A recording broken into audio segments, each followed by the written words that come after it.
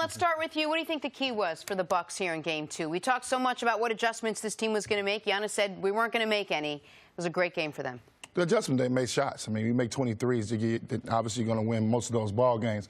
I think obviously with Milwaukee, what we're learning for teams, the people that don't get to see them a lot, is that they have two styles. One is Giannis is an open court player. He's a guy that gets downhill. He needs to play that way to be effective. We learned that they have one of the worst half-court offenses in basketball. They're not very good offensively in the half-court set. So that makes them easy to guard in the half-court set because Giannis does not post up. They don't really have a post-up threat inside. And then we got to figure out who's going to be that third scorer. Eric Bledsoe, I thought, was great. I thought he was aggressive. They're going to need him to continue to do that. We'll see if his game travels on the road. This is a different animal. This is not Terry Rozier. This is Kyrie Irving he's going against, and he actually obviously responded yesterday. But as long as Giannis can get in the open court, make plays in the open court, they're going to have a legitimate chance to win this series. But if they're not able to get out in transition and they don't have to make 20 threes, but they're going to have to probably make 12 to 15 threes to have a legitimate chance to win this series. So I disagree wholeheartedly with the second point you made, which is one I heard all day yesterday and the day before, which was, Milwaukee's half-court offense, it doesn't exist. It does. Their half-court offense is Giannis drive, draw a double team, and kick it to a three-point shooter. They average 15 made threes a game. The only team in the league that takes and makes more threes is the Houston Rockets. They have a style with which they play that has led to the third-best offense in all of basketball this year. And on the flip side of it, their defense has suffocated teams all year long. Game 2 was far more indicative of who this Bucks team has been through 88 games this year than Game 1 was. And much like we have talked about over the last 5 years, the Warriors can just all of a sudden hit you with that waterfall of points where after a 4-minute stretch, it's a good game, and then they're up by 17. The Bucks have been doing that exact thing to people all year, and it's what they did last night. This was a 3-point game with 7 minutes left in the third quarter, and then the Bucks rip off a 31-4 run. That's offense as far as hitting shots, but that's also defense holding Boston to 4 points over 12 minutes of basketball. Like, that is who they've been, and I think that is who they can continue to be. I think the national audience is going to get far more familiar with Milwaukee and who they are. To defend the comments as far as their offense, if you ask what is the problem when they struggle, it's when they can't get out in pace, when they don't hit the number of threes, and they set up in the half-court offense. That don't mean you can't be a great offense, so I respect what you're saying. I understand that. When do they struggle?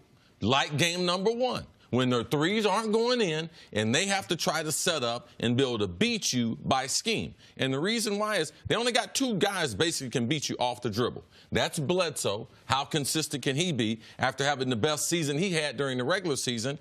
And Giannis. But the way they had the paint pack, Giannis couldn't beat them off, so they weren't making these shots. So if you're going to slow them down, you got to take Giannis out of transition, and you have to try to get the game where the game's going to be a 95 to 105 game, because their offense is not best when you make them slow down and you don't give Giannis that running start. Blake Griffin in the first series, he was sitting back in the restricted area. Giannis was take 3 or 4 dribbles and get right in his face, Euro step around him and give him problems. They're getting him out on the court with more pressure.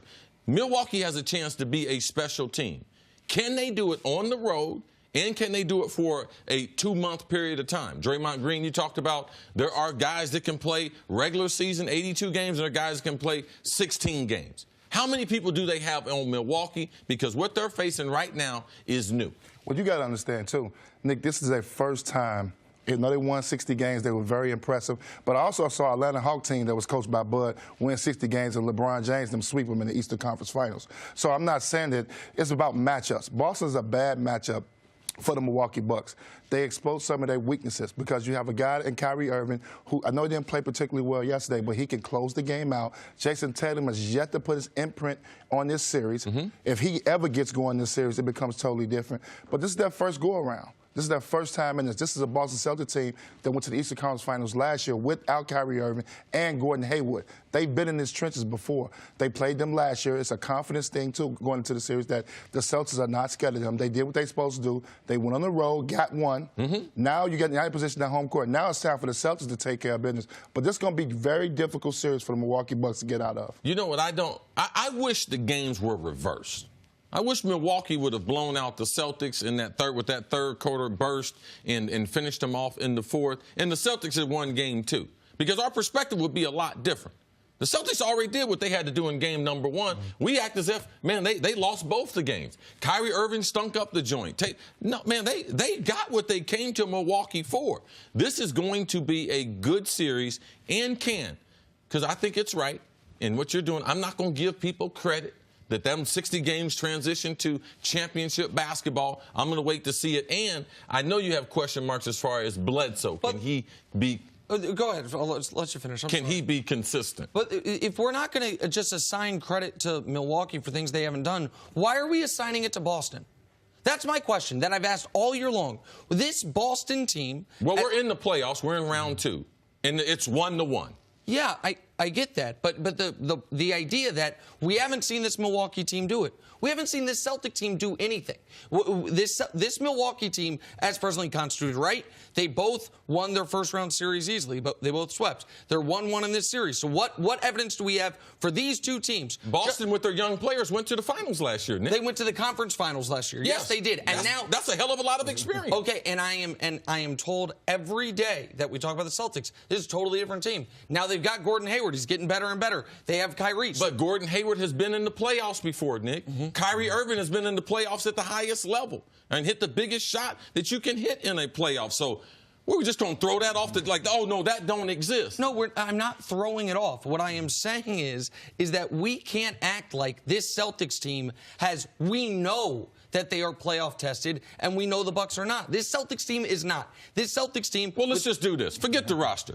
Kyrie Irving is tested. Yes. All right? Al Horford is tested. Yes, Al Horford was on that team that we're using. Okay, so your turn. Milwaukee, who you got? What? Eric Bledsoe's played in the playoffs. Giannis last year. Give me what Bledsoe's done in the playoffs. No, of course. No, none of them have hit the biggest shot in NBA history like Kyrie. So what we are talking about with Boston must be relevant. Right, but we're using the 60-win Celtics, right, as an example of why the Bucks can't do it, even though they got to the conference finals and lost to LeBron. But now No, that's the Hawks. You said the Hawks. I'm sorry, we're using the 60-win Hawks as an example as to why the Bucks can't do it, because they were coached by Bud. We didn't say they can't do it. We said I'm not going to give them credit until they do it. Sometimes bad matchups, man. This is not necessarily a great matchup for the Milwaukee Bucks. We can't give Houston credit for they haven't gotten through Golden State. No one's giving them credit. Right, and teams never do it until they do it. Last year was the first year for Milwaukee with this group in the postseason. They lose in 7 to the Boston Celtics last year in a hard-fought series. The idea that we are just now going to say, okay, let's switch the games around, but the games weren't switched around. What happened last night was a game that a lot of people thought Boston would win or would be very close. Right. They got the break speed off. You know what we did, Nick? We said it's going to be a good series. If that's criminal... No, it's not criminal, but to act like last night was expected when you, on this show yesterday, said, I said the best bet. I said the best bet was take Boston on the money line. Yes. You got house money. You already won game number 1. Okay. All right, listen, but we do this with teams that people haven't seen it from yet. When they do something that we hadn't seen from them before, which was blow the doors off. It's a strategy of mine I'm going to keep using with players and teams. All right? If they haven't done it yet, a coach taught me something. He said, Chris, once I see you do it, I know you got it, and it's up to me to bring it out in you consistently. Until you've done it, I don't know what you can do. Well, then I don't know how we talk about any team but Golden State. Because we've never seen Kyrie do it, not next to LeBron. Because we have a job to do. Okay. Right. Or we could just evaluate what we've seen from this season and see how it affects what we're going to see the rest of this season. Thanks for watching. Subscribe here to get the latest from the show. Also, be sure to check out more of the best clips from First Things First, or go watch a few segments from our other shows on FS1.